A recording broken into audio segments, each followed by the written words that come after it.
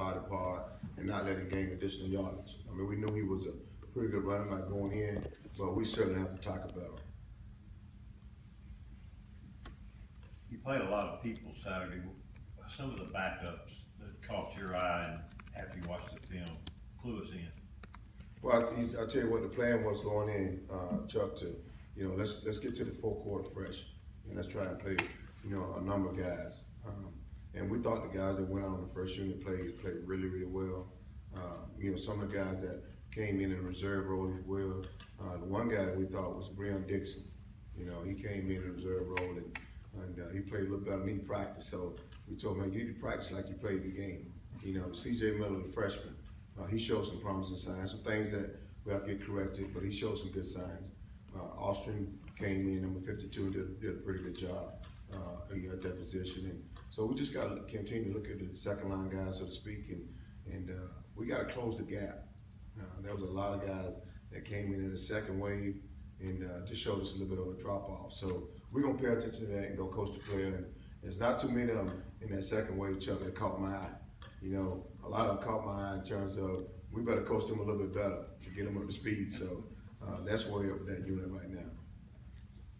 Coach Luke talked about the defense staff being on the field at the point of conflict. I think the way he I'm sorry, say that part again. I said Coach Luke talked about the defensive staff all being on the field. He kind of liked that way that worked out at the point of conflict, I think is how he described. Just your thoughts in general on that. I'm gonna support whatever he said. That's the head coach. But no, we discussed it, and I tell you what, Coach Luke has been a tremendous support for the defensive staff.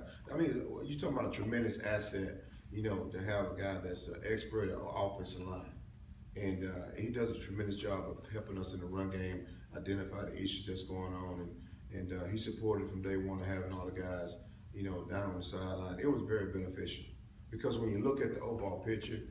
Just like Coach Luke said, the most important day is game day. And these guys are with these players throughout the week. And then you take the most important day and you put them in the press box. Now they're separated from each other. I mean, in some ways, that possibly can be a bad thing for the athlete. And so, he looked at it carefully after we talked about it. And we came to the conclusion that that's the best thing to do for the players right now in terms of adjustments and morale. And it worked out well.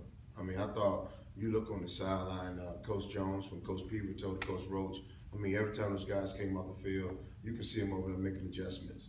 And now I don't have to go over and talk to every individual player, and we can make adjustments quick and, get going. I thought that's the one thing that we did do well. Halftime adjustments and sideline adjustments. The guys were really locked in. The coaches had great eyes in terms of seeing, some of the things that we need to get fixed right away. And it was a tremendous help to have him down on the sideline.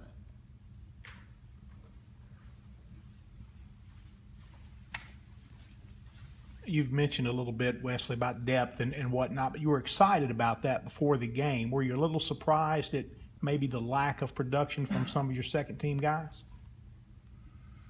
Well, no, we knew going in that, that we were going to have some growing pains with the second unit. The hardest thing is to be composed during the game while it's going on. But the positive of it is that we had an opportunity to get them in an uncontrolled environment, in a game, get them on the field, and find out what we need to coach. And it's not so much the players' fault, it's that it shows us what we have to coach and what we have to get better at. So we just have to pay attention to what we saw on video and get those guys up to speed because as you know, it's a long season, we play a violent game, and at some point, we'll need those guys to come in and step in and make a play or two. How many freshmen did you end up playing? I think I counted 4. I'm sure I missed some people. You know what? I didn't even count, so I'm going to have to go with your number. I know Didi Bowie played. I know Rod Anderson, he also played. Dixon. And who's the other freshman that played? Dixon and C.J. And C.J. Miller we just mentioned. So yeah. That's at least 3 there that played. And the biggest reason why you get to this point and you don't know exactly how many true freshmen played. Man, you can look at classification. You got to get it coached up and let's go. Coach, you talked about some of the improvements that you guys need to make for week 2, but were you happy with the overall energy of your defense? Listen, I was real pleased with the effort. I thought they came out and played with phenomenal energy. I thought the effort was outstanding. I thought we populated the football real well. It's just that one fumble that was on the ground. You want to come up with that fumble and then you're really happy with the way they populate the football. And then at times you see guys, not really getting to the football. But overall, you're exactly right. We're satisfied with the effort, and we want to continue to get better in that department. But you can definitely see the energy, the excitement, the effort, on the field.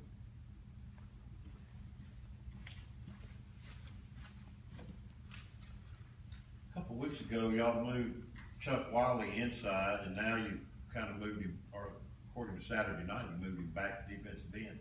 Did he flash for you a little bit? Yeah, it's great, Chuck, when you have some guys that can offer you some versatility. And we try our best not to move guys around too often. But unfortunately, with some of our depth issues and injuries, you have to move a guy. And we're real careful about the particular player that we move. But Chuck is one that can offer us some support outside at defensive end, and also he can offer some support at inside at 3 technique. So real pleased with his effort.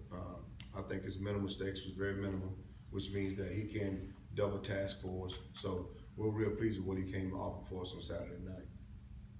Now that you have, Ken Webster and Dietrich Boots back, how do you kind of foresee them fitting in depth-wise and scheme-wise? Fitting in, it's time for them to go. We're excited to get them back. I mean, as the head coach said, once a guy does something and pays his debt, it's time to move on. So don't be surprised they walk out with the first unit. Don't be surprised they walk out with the second unit. It's all going to be determined how they practice this week. But we're looking forward, we're excited to get those guys back, and looking forward to what they can add to the defense. Jaylen Jones at safety, how did he look? I'll tell you what, Chuck, from day one, we moving back to, he looked natural. And, there was one particular play, man, we thought he was going to get an interception. I'm sure the sideline would have erupted. He put a guy back there, and that's his first game in safety. And he gets his hands on the ball. It's very exciting. But he did a lot of good things. I thought his run fits was good. I thought he did a tremendous job in his pass fits. And I think he's going to do nothing but get better once he get time on task. Coach, free safety was your position on defense that wasn't settled going into the season, clear cut, but they kind of stood out during the game. Just talk about the group's overall play there at free safety. Well, right now, the guy that's really playing well for us back there is number 36.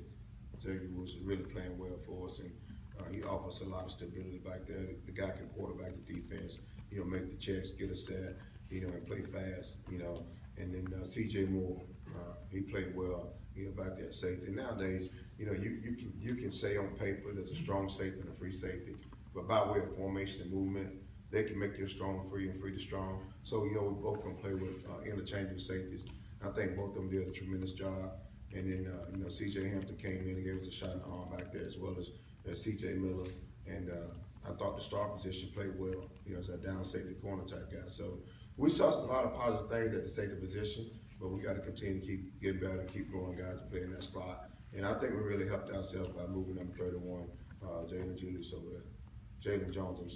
over that spot. Coach, you had a redshirt freshman, Mike linebacker, never played the game before.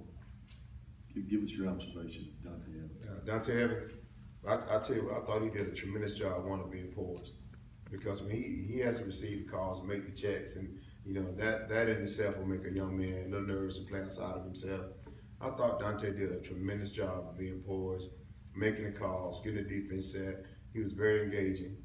Sometimes he come over and give me advice. Say, hey, coach, we need to call so-and-so. So I look at him and say, we called, it better work. So it was good to see Mike linebacker do that. And you saw times where he really played fast and, got to his run fits and his pass fit. The thing that he has to get better on is just his coverage. He knows that. And a lot of times it wasn't a guy necessarily just beating him one-on-one. He just need to clean up his alignment. Sometimes when you're lining other people up, sometimes you're off just a little bit when you're alignment. So he needs to clean his alignment up. But real pleased with the way he played and quarterback the defense.